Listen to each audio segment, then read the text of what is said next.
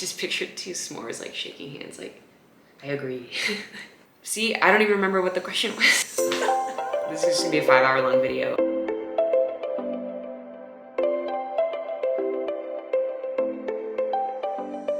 Hi guys, welcome back. So today I kind of wanted to just do a little Q&A. I have posted a few different like question stickers on Instagram lately, and I've just gotten like an outpouring of love from you guys, as well as some questions wanting to know a little bit more about me. So I thought it would be fun to kind of put all of that into a video and share a little bit more of my story, as well as some things that you've just been curious about. Number one, really easy, how old am I? I am 28 years old. I turned 29 in a few short weeks on August 20th.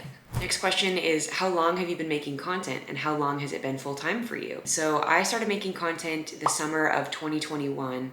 I downloaded TikTok at like the height of the pandemic when we were all in quarantine, just as a way to kind of look at content, not at all as a way to create it. And I found that I loved watching people make content so much that I kind of just naturally started to make content myself. So I started making videos and people just started seeing them. It was never something that I set out to do, and it made me very nervous that so many people started seeing my videos so quickly. And there was one video that went semi-viral right at the start of me making content, which was my son August saying mama for the first time. I'll put it here. Hi, this is the ottoman.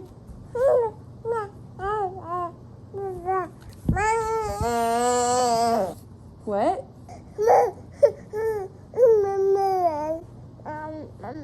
And then I had a video that went big again, and it was me talking about me being a web developer and basically me saying that's not my job because I do a million other people's jobs in a day as a web developer, things I should not be doing, but did anyways because I felt like if something wasn't done right, it negatively affected my job. So I'm just gonna redo it. It's not my job. It's not my job. It's not my job.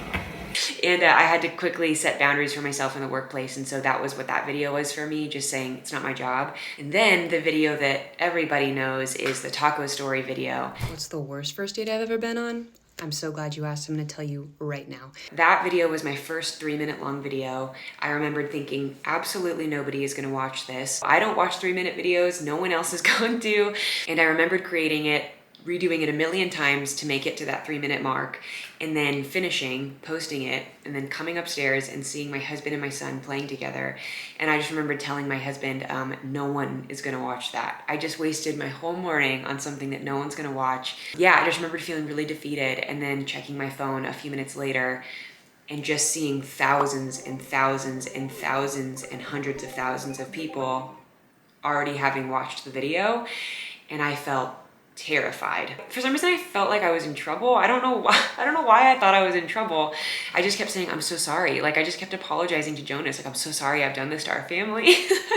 And he's like, Elyse, it's fine. And within a couple hours, a wiki page was made about me. It just happened so quickly. And I thought, this is gonna go away. This is a one-time thing and it's okay. I'll just enjoy it and then I'll go back to normal life. And life never went back to normal after that.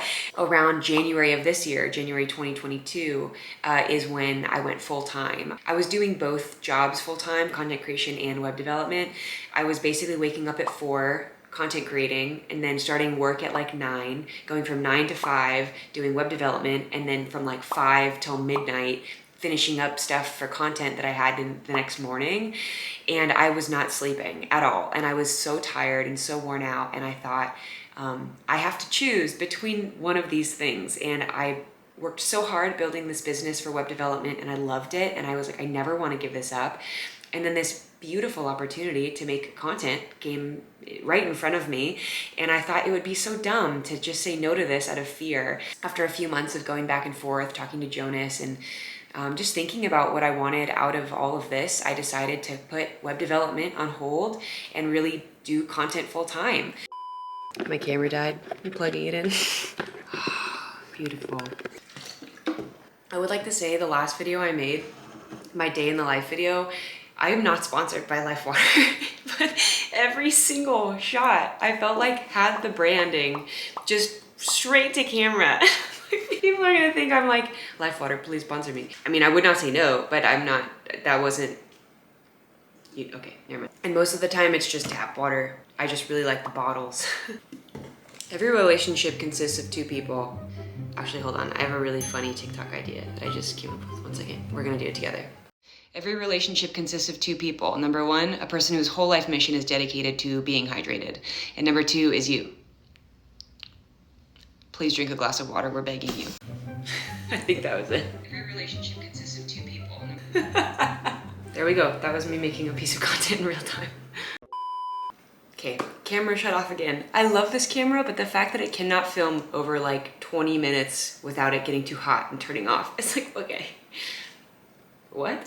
Next question is, do I have an agent that books my gigs and such? Yes, I have a manager. And so my manager is basically responsible for fielding all of the requests that come her way and my way for brand opportunities or speaking engagements or commercial work or anything like that. I'm not looking to make as much money as I possibly can every moment of the day. I don't have time for that. I also want to sleep. So I'm very selective in what I choose to do. I've talked a little bit about it, but I usually take one brand deal a month. That is not the norm in this space. A lot of content creators will pretty much take every opportunity that comes their way, as they should if they want to.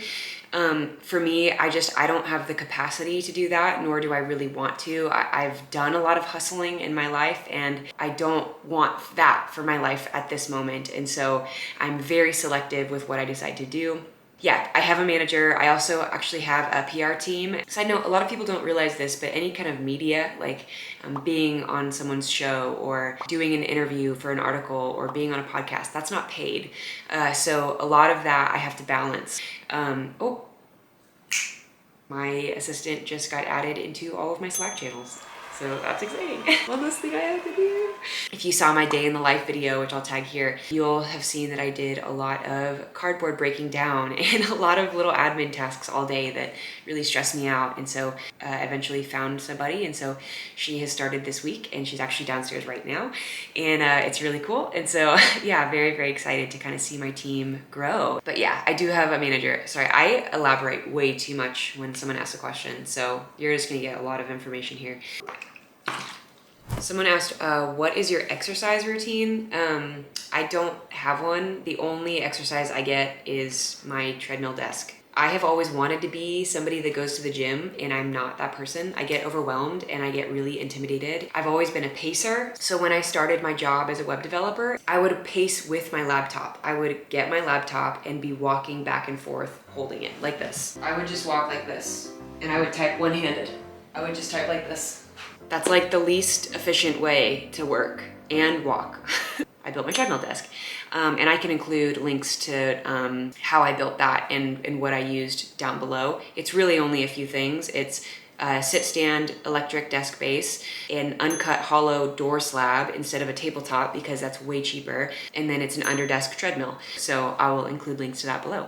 Ooh, what camera and tripod do you use? So I have a camera that is widely used for a lot of like vloggers. It's like the #1 vlogger camera.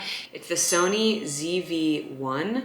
I think that the quality is incredible. It's very easy to use. It's one of the only cameras that has an auto video setting where it will autofocus during a video and it will quickly adjust the lighting. If I'm right here, it goes into macro mode. If I scoot back, it will adjust the lighting accordingly and adjust focus. It's the best camera I've found for what I use, but I do notice that it overheats very quickly and the batteries don't last long. So I'm looking in right now to getting like a battery extender or just 1,000,000 backup batteries because I am so tired of having it run out of battery within like one session of filming a vlog. It's like, you need more battery life than that. That's unrealistic. And in terms of a tripod, I use two things. One is what I'm using right here. It's gonna be the little handheld vlogger stick that you can buy. It's like an accessory that comes with it. And then you can also buy like a normal tripod that you can hook it up to and carry around, like a full length one. I actually just bought a new tripod and I haven't broken it open yet. There are a few things I look for when I'm looking for a tripod. #1 is how easy it is to travel with it because I do so much traveling. I really want to be able to stick it in my suitcase and not have it take up so much space. But I also want it to be sturdy enough so it doesn't feel like it's gonna fall over and it's not flimsy and it won't break. And also I want it to be tall enough because no one needs a short tripod. So if you guys have any tripod recommendations, leave them in the comments below if you use a tripod, because I'm always looking for a better one. Are you happy? Yeah. I think that this is the first time ever in my life that I've ever been able to answer yes to that and be telling the truth. Yeah, and it's really cool. So yeah, I'm really happy. Okay, well, I'm gonna cry now. Favorite ice cream topping? Hot fudge, easily, and peanut butter, and nuts, and caramel. What's your Taco Bell order? If I am going to Taco Bell, I'm getting Cinnabon Delights. I will get as many Cinnabon Delights as my credit card will allow me to. I am obsessed, like obsessed. What is your favorite unconventional s'mores ingredient? I just pictured two s'mores like shaking hands like, I agree. What's your favorite unconventional s'mores ingredient? Well, I don't know if it's unconventional, but it's not as popular as the standard graham cracker, marshmallow, Hershey's bar, and then graham cracker. I like a Reese's cup. So I do the graham cracker, and instead of a Hershey's, I do like a whole Reese's cup. Oh my gosh, it's like making me want water. Top 3 favorite kinds of pie: chocolate cream, apple, and pumpkin. Favorite Pop-Tart flavor: brown sugar cinnamon, real classic. Okay, so I was supposed to leave my studio 3 minutes ago to go home for the day, and so I'm gonna finish this up tomorrow. So the next time you see me, I will be in different clothing, or maybe I won't be because I like to wear the same thing for 5 days in a row. And we are back. Different day, different but literally same hoodie, same hat. I am scarfing down some lunch. It's like I just need coffee. trying to take me out, coffee. This is chaotic. Hi, this is Elyse's editor, Elyse, and I would just like to inform you that my client Elyse did not know that she had broccoli in her teeth the entire rest of this video, so how many takes does it take for you to film a coffee chat or a coffee talk? Usually I will write like a rough outline of what I want to say and kind of the order of the story and how I want to tell it. A lot of the times I know the first couple times through will not be the one that I use. Listen, I'm not sure how many of y'all remember AIM, AOL Instant Messenger, with the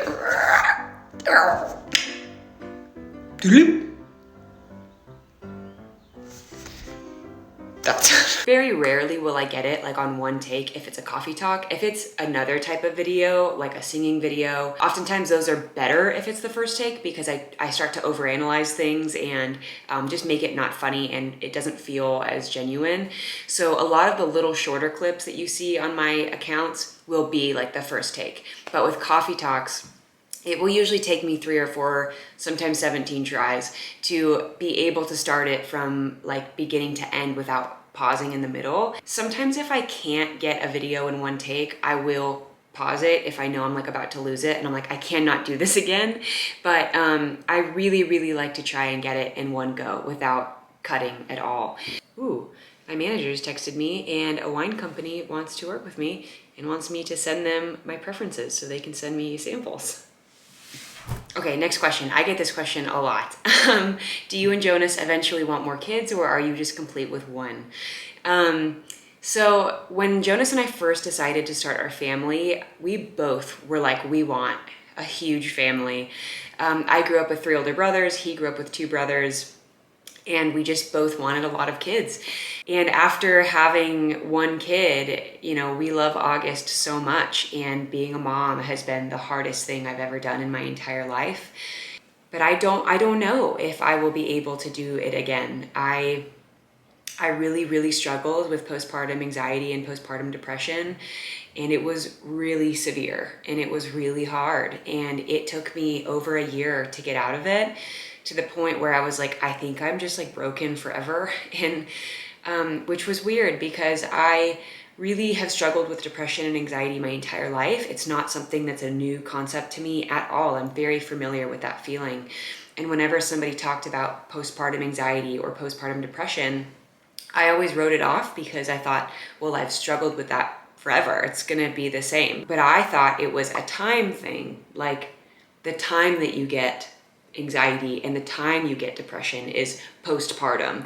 I didn't realize it was a type. It was completely different than any other type of depression or anxiety I had ever experienced in my life. And it knocked me out really badly. The time that you guys all kind of came into our life and found us, I was 6 months postpartum basically, and I was in the thick of it, and I was using content creation as a way to get myself back and to honestly remember who I was. I was telling stories because I needed to ground myself and remind myself of my childhood and who I was and why I wanted to be here and all of the good and crazy things that have happened in my life and how I don't want them to be wasted. And it was really dark for a little bit. All of this honestly saved my life. And I don't mean that to sound dramatic, but it's the truth. It did. I also looked at everything through the lens of I want another kid, and if I express how badly I feel right now and how sad I feel and how depressed I feel, then my husband isn't going to want to have another kid with me. And so I can't tell him how badly I feel because he'll never want to do this again. And looking at my life through the lens of how am I going to have another kid? I want another kid and I'm not like healing fast enough. Like that really destroyed my mental well-being, especially in those first few months of recovering from having August. It just robbed me of the ability to enjoy all of the newness of being a mom, was thinking about wanting to do it again maybe in the future. And so I decided around the year mark of August being alive that I just wasn't gonna think about another kid. I deeply want to give August a sibling. I really do. I watch him and how he communicates with other kids and how grown up he's getting and how smart he is, and how much he loves his stuffed animals. I desperately want to give him a sibling. But I know with my history in my family and the timing of when I came along in my family, there was not a lot of room for me. It was just, I came in at a very chaotic time in my family, and the last thing I would ever want to do to August is give him a sibling at the expense of our mental health and our marriage and our just health as a family. So we're just trying to be healthy in that line of thinking, and we're not trying to rush anything. All that to say, we don't know. I've got my favorite snack ever. If you've been following me for like 5 seconds, you will know my favorite snack is either cashews or almonds with chocolate chips. I actually met with the head of, I don't know if it's like social media or branding or something with Nestle at VidCon. We sat down and they just wanted to meet and they were like, what would you like to do? I'm like, well, I love chocolate chips. So if anything with that, and they're like, great. And my manager was like, no, I don't think you understand. She loves chocolate chips. Perfect combo. Okay, here's a good one. How did viola become your instrument? My assistant is reminding me to send wine samples. Do you want to pick the wines with me? Red. Chillable red, dark red blend. I don't want this to be sweet though. Okay, let's pick a Pinot Noir. A dark red blend. A chillable red. Oh no, I don't want sweet. Bold and jammy? What's a Burgundy? Medium sweet. No. A Chablis. This looks good. Okay. Rich and buttery. No, I cannot stand Chardonnay. Full bodied and dry. Yes. Refreshing white. No, sweet. White Zinfandel? I think that's gonna be sweet. Yeah, let's see what I sent her. I think that's good. Okay, we just picked them together. Hiring an assistant has been the best thing that I've done in a really long time. So back to the question at hand. How did I choose the viola? I have always loved classical music. It was something that soothed me as a kid. And so I decided I wanted to play violin. My dad played clarinet. One of my weekends with him, he decided to change it. It was like, you know what? I really think it's gonna be too hard for you.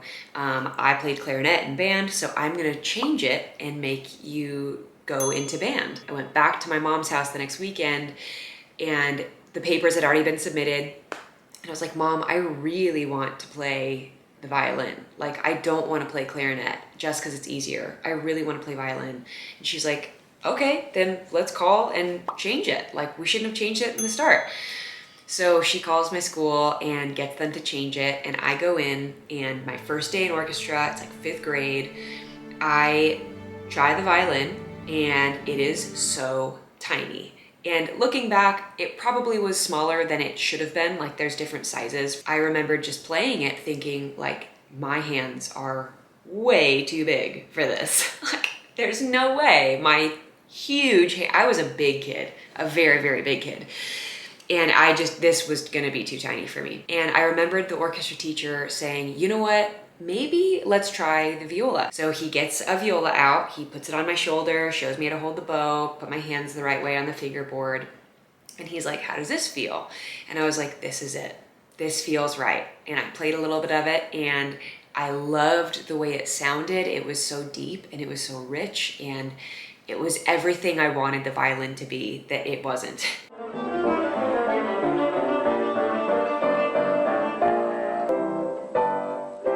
My dream job was to work in an orchestra pit on Broadway. That was like what I wanted to do with my life. I ended up actually playing viola in Australia, and that was my main job for a while when I was in school.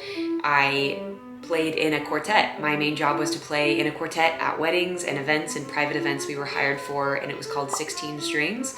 And it was one of the coolest jobs I've ever had. I have a bunch of photos of events I did and movie premieres I got to do in Australia. Anyways, yeah, so I played the viola, and it was awesome. When did you realize you needed a team, and how did you find them?